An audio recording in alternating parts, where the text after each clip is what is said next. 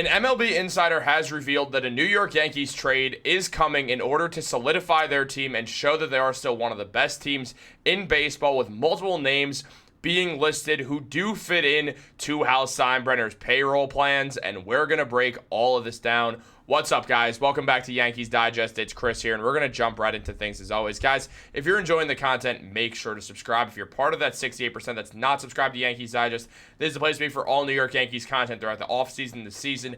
Any time of year, we're pumping out content. You guys don't want to miss out. But let's jump into the video because we have a lot to discuss. The New York Yankees are looking to make a trade, and according to Yankees Insider Joel Sherman, one is on the way, as the Yankees have been working diligently on the phones in order to solidify their team. Now, taking a look at what Joel Sherman said, he mentioned nothing. No, I'm kidding.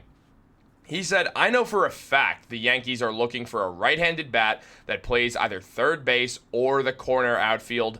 They know it's a problem. Now, first things first, this does not mean Jason Dominguez is going to get held off for another year. I know he's struggling at left field, but he is still going to be out there for the Yankees. They know it's time to have Dominguez out there, and they're going to let all of everything slowly progress until he can figure out how to play left field. He was really highlighted as a great outfielder going into his prospects. Just look at him. All the scouting reports showed he was going to be an excellent fielder in the outfield. It's just taking some time for him to learn a different position, as he was a center fielder, but Cody Bellinger is playing out there right now.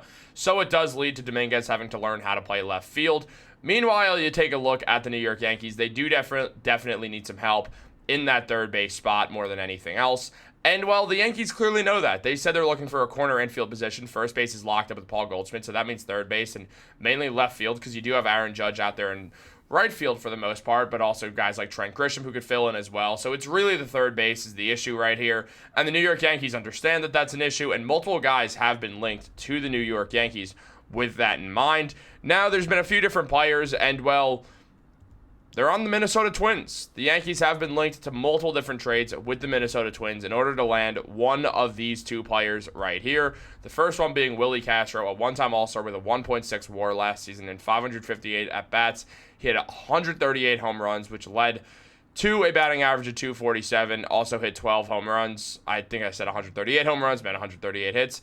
On top of that, no PSs of 717 and no PS plus of 102, so he is a slightly above average offensive player, mainly average, but he is a good base runner. He could play on either side of the plate. He also is an outfielder, a second baseman, a shortstop, can play third base as well, so he does give the Yankees something to be solidified with good fielding and solid enough offense that this does make the team better. Also can play the outfield, which is very promising. So he can kind of move all over the field. He can play wherever the Yankees need him to play, and that'll be huge because they do need someone who's a utility guy. He switch hits. So the Yankees, they are looking for a right-handed batter, but obviously switch hitters are perfectly fine as well. And Oswaldo Cabrera is a switch hitter, but he's better from the left side, and there's a lot of thought that he might just end up becoming a lefty and stop taking right-handed bats altogether. So it does kind of become interesting how they'll go about that. And on top of that, there's also Royce Lewis. Now, Royce Lewis is a right-handed hitter who could be a very good answer for the Yankees if he can get that contact back up. Last season, his contact took a big dip from his career average of 268 down to 233. So the Yankees would need that contact to get back up, but he's got a great arm. He had an OPS plus of 107 and an OPS of 747. So a slightly above average offensive player last season who is a true third baseman does give the Yankees exactly what they're looking for in a third baseman who just can hold it down in the field, be an excellent arm, be a very good fielder. On top of that, also, if he can get that contact back up, he could quickly become the New York Yankees' answer for a leadoff hitter if he can get back to his career average. And again, his career average took a dip because of last season. His first 2 years in the MLB, his contact hitting was phenomenal. So it's a matter of getting back there. Also at 16 home runs. So there's a world that if Royce Lewis can just figure it out and after a down year last season, could be a huge answer for the New York Yankees, which would be huge. I like the idea of Royce Lewis because I do believe in him coming back and having a better year after last season, and he's young, and the Yankees would have more control over him. Now, yes, he would be more expensive, but the Yankees are going to have to be willing to pay the price, as they are trying to win a World Series right now. Now, they have Oswaldo Cabrera, who's probably going to be the third baseman. Now, I think it should be Peraza, and I will make a video breaking all that down. I know I keep saying that, but news keeps jumping in. I will make the Peraza video. On top of that, 299 at-bats last year with 8 home runs, a batting average of 247, OPS of 661, OPS plus of 87. So the fielding was fine, the hitting was below average. So again, switch hitter who could play really all over the field. He's played basically every position. He's played shortstop, third base, second base, first base, anywhere in the outfield. Oswaldo can go wherever he needs in the field, and he's a solid base runner, which does give the Yankees something to like, but the offense has not been there, and he mainly does bat from the left side, even though he's a switch hitter. As we already talked about, it might completely end with the whole switch hitting thing, and he might just move fully to being a lefty, and the Yankees do feel like they have a lot of lefties. So here's the thing, though. There's also the contracts to consider. A guy like Willie Castro has 1 year left on his deal, making $4.5 million per year before becoming an unrestricted free agent, so he would be a much cheaper option than Royce Lewis. And he's still a cheap enough option that Hal Steinbrenner is sure to be happy. Something we know about Hal Steinbrenner is that he does not want to spend any more money on this New York Yankees team and doesn't want to go over the certain tax threshold. And Willie Castro will not put them over that tax threshold, so that would be super, super helpful.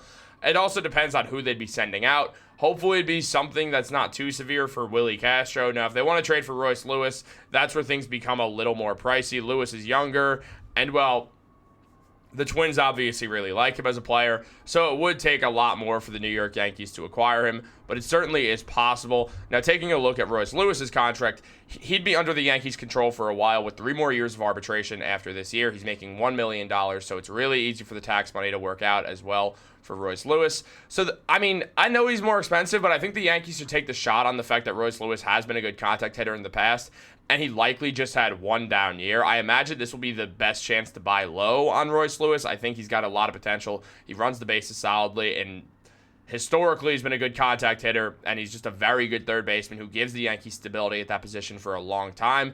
The Yankees have not been able to find stability at third base for a while now. There has not been a true answer. The most stability they had was having Jazz Chisholm play out of position at third base over the second half of last season. And, well, now with Jazz at second and Volpe at shortstop, those two love playing as the middle infielders together, so they're not going to mess with that. The Yankees need a true third baseman. I really do think the easiest answer is you use Oswald Peraza and hope the offense finds its way. But if you do want to make a trade, you do trade for Royce Lewis because he gives you a true third baseman who, again, just adds stability to a third base that on the Yankees that desperately needs stability after all these years of not getting it. Now, the thing is, if the New York Yankees do go ahead and do this on the subject of Oswald Peraza, it does make it less likely that Peraza would make the team. It also is very likely that Oswald would be involved in a trade for Royce Lewis specifically, as he does play similar positions, so he could give the Twins a nice younger player to kind of restart, have more arbitration years. It does make some sense that the Yankees would move Peraza. The Yankees understand that there's that no more minor league options left, so they would have to move him if they don't want to add him to the team, or then they can't bring him back up, and it would just be a whole ordeal, and it makes no sense to do that. Peraza wants to be in the big leagues, and he deserves to be. So maybe the Yankees move him to the Twins for Royce Lewis. I don't hate that idea at all, if I'm being honest. Guys, I do want to know what you guys think, though. So let me know in the comments down below. Like this video, subscribe, turn on post notifications. Have a great day, and go Yankees.